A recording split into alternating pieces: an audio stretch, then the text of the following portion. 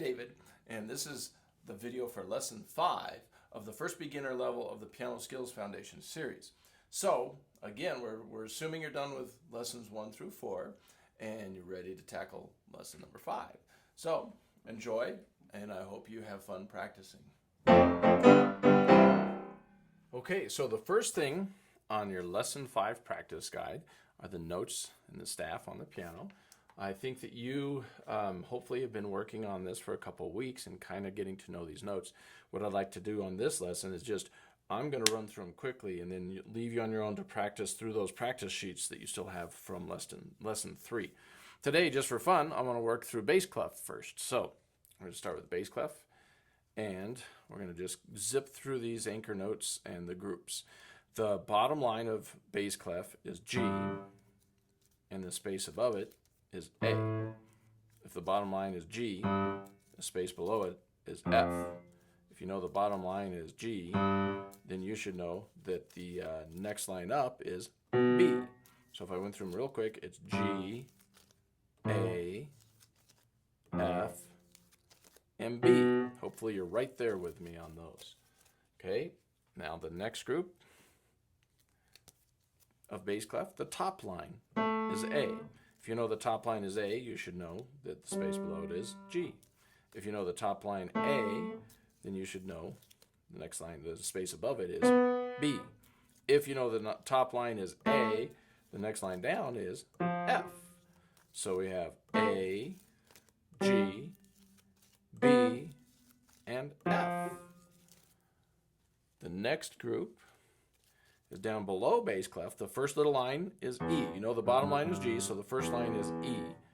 The second line is C. Since you know the first line, E, and the second line, C, you should know below the first line is D, and below the second line is B. The next group, the anchor note, is the first little line above bass clef. If you know the top line is A, the first line is C. So the first little line, C, the second line, E. Now since you know the first line, C, and the second line, E, you should know that above the first line is D, and above the second line is F. And the last group, 3 spaces down, look, 3 spaces down is C. The space above that is E, and since you know 3 spaces down is C, the next space up is E, the line between them is D. And those are your bass clef notes. Hopefully you're getting to know those. In treble clef, the top line is F. The space below it is E. So since you know the top line F, you also know the space above it is G. And since you know the top line F, then you should know the next line down is D. We have top line F, space below it E, space above it G, and the next line down is D.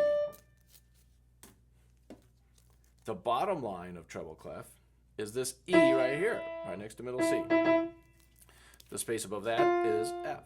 Now since you know the bottom line E, you know the space below it is D. If you know the bottom line is E, you know the next line up is G. So we have E, F, D, and G. Hopefully you're following this and know these notes. The top line is F, so the first little line above that, our anchor note, is A. And the second little line is C. Now since you know that the first line is A and the second line is C, you should know above the first is B and above the second is D. The first little line below treble clef, if you know the bottom line is E, the first line below has got to be C. And the second little line is A. So since you know the first line, C, and the second line, A, then you should know below the first line is B, and below the second line is G. In our last group, 3 spaces up, C. And since you know 3 spaces up is C, you know the next space down is A. When you go from space to space, you skip a note. So 3 spaces up is C. The next space down is A. The line between those two is B. And those are all the treble clef notes that you need to know for now. and the bass clef notes. So work on those, do those practice sheets, still hopefully saying and playing them. I have not, I don't think, added any type of metronome yet, so you don't have to worry about the rhythm. We'll get there eventually. But for now, just name those notes and play through them. You should be getting to know them. Good luck with that. All right, so the next thing on your Lesson 5 practice guide is the stepping and skipping exercise along with your arpeggios and your cadence. Now on the arpeggios, I say the note names. You can do that or not. It's up to you at this point. You kind of know how well you know the notes already. So if you feel like you're getting the hang of the notes, you don't have to say them anymore. I'm just going to do the first 3 of each pattern up and down on the stepping and skipping. You kind of get the idea. I just want to demonstrate it at 120. This is the goal you're going to have for this week. 120 is pretty fast, but before you move on to the next lesson, you should have this.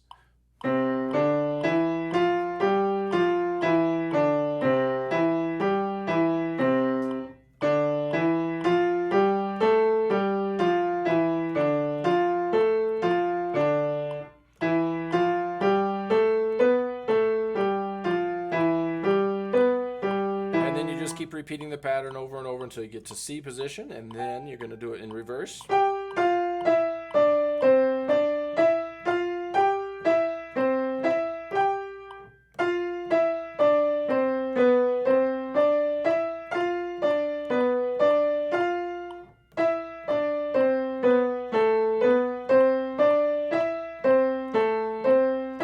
and then you keep on doing that till you get all the way down to C position, and the last one goes like this.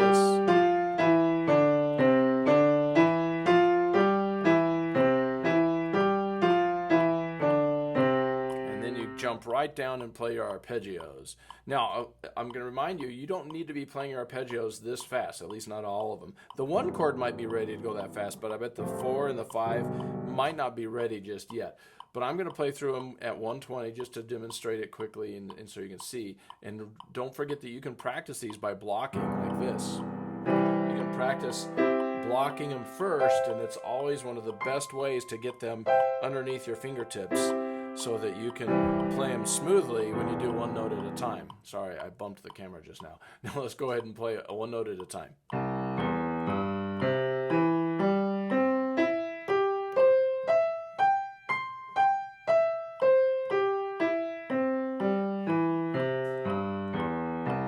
Four chord.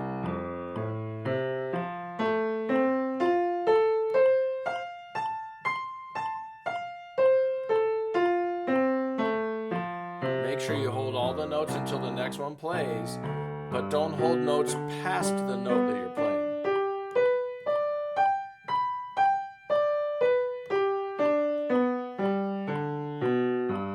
Every time you play a note, let go of the previous note so there's no notes holding over.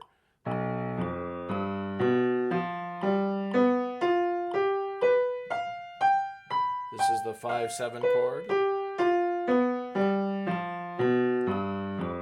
Back to the 1 chord.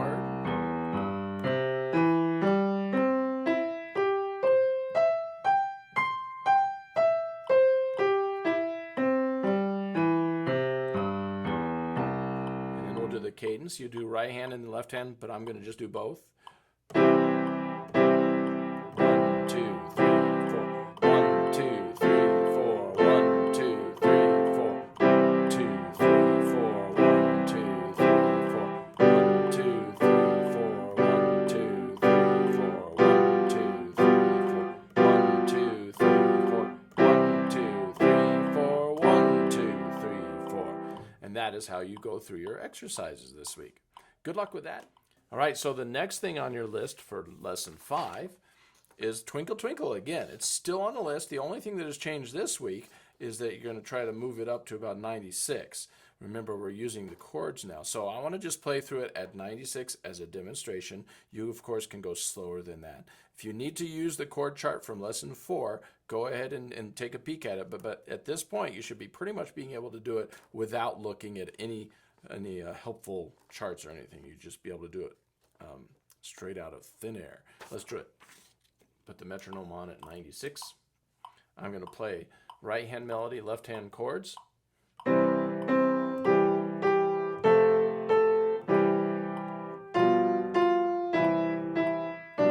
You'll notice then I'm trying to play the right hand louder than the left hand.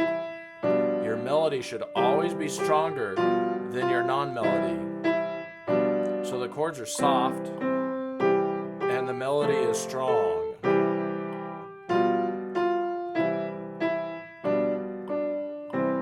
So that could be a new concept for you this week, is try to make your melody sound stronger than your chords. And it's even harder for people when they put the melody into the left hand. So I'm going to play soft chords in the right hand, strong melody in the left hand, like this.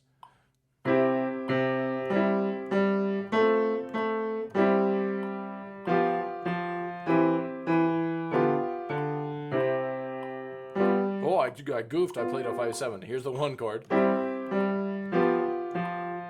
I need more practice.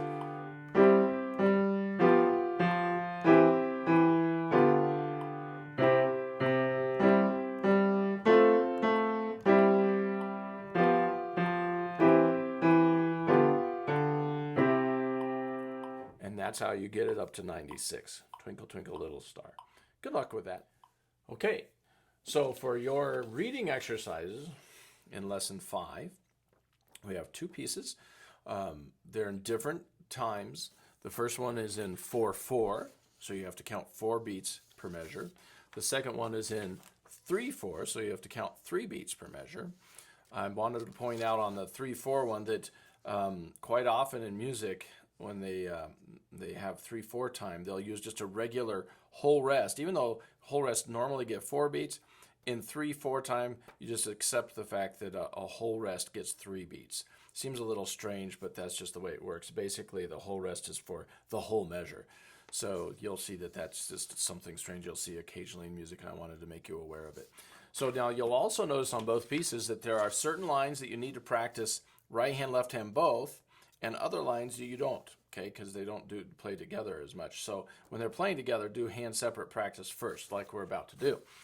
I'm going to just do the, from now on, our routine will be I'll play it at a nice slow speed, nice slow tempo, and you can work with it from there. I'm not going to do our 3 perfects like you should be doing, because that takes a lot of video time. But I'll play every line, right hand, left hand if I need to, with a 72, and then you'll know what the lines each sound like, and then I'll play through the whole song so you know what it sounds like. So here we go. The first line, I'm going to play the right hand by itself. You'll notice that your hand is in this position again, where your middle finger's on the white note and your thumb is on the bottom. Right hand, the bottom of the 2 black notes. So I'm going to play the right hand part first, starting right here, and I'm going to play to the first note here. It goes 1, 2, 3, 4, 1, 2, 3, 4, 1, 2, 3, 4, 1, 2, 3, 4, 1. Okay, now the left hand pretty much does the same thing. 1, 2, 3, 4, 1, 2, 3, 4, 1, 2, 3, 4, 1, 2, 3, 4, 1. Okay, now I'm going to put the hands together. You should, of course, do each hand several times until you get more confident with it, and then you can put your hands together like this. 1, 2, 3, 4, 1, 2, 3, 4, 1, 2, 3, 4, 1, 2, 3, 4, 1. Okay, so that was the first line, and you do that till you get 3 perfects. You can work up your dial a little bit. We're going to stay at 72 and do the second line. Right hand by itself. 1, 2, 3, 4, 1, 2, 3, 4, 1, 2, 3, 4, 1, 2, 3, 4. Then the first note, 1. Okay, so I went from there to there. Now it's the left hand's turn.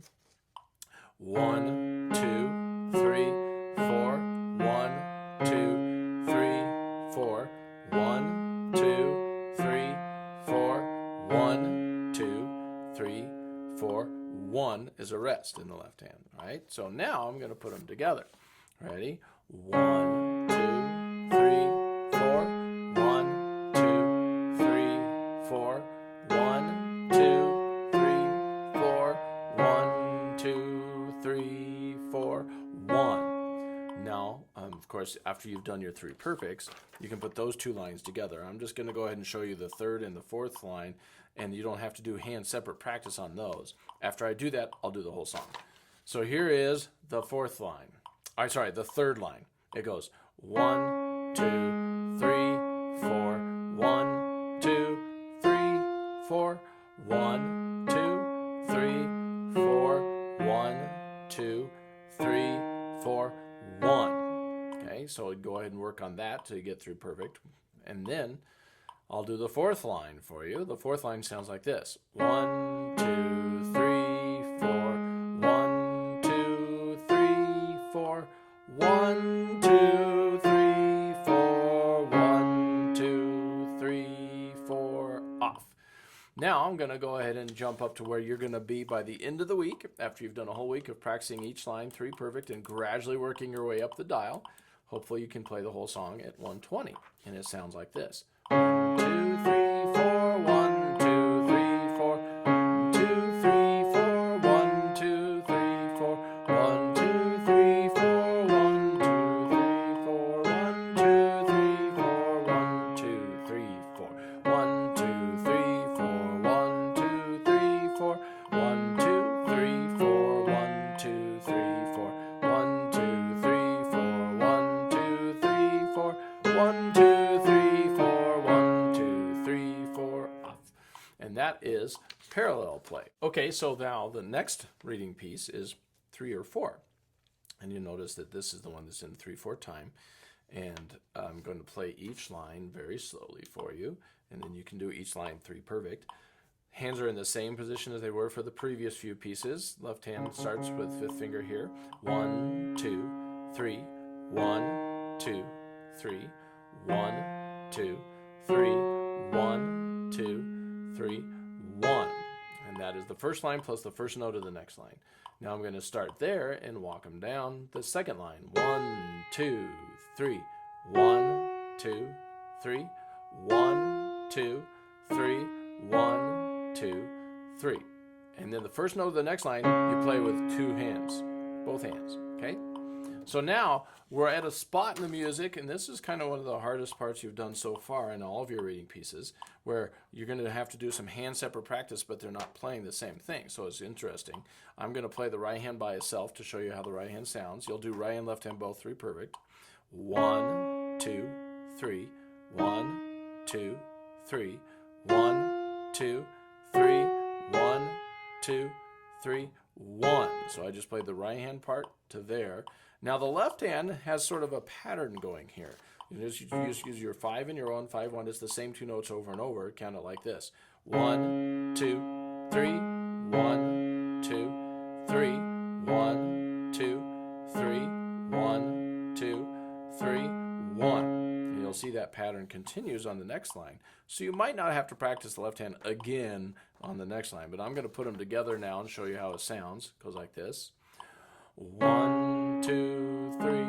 1, 2, 3. 1, 2, 3. 1, 2, 3.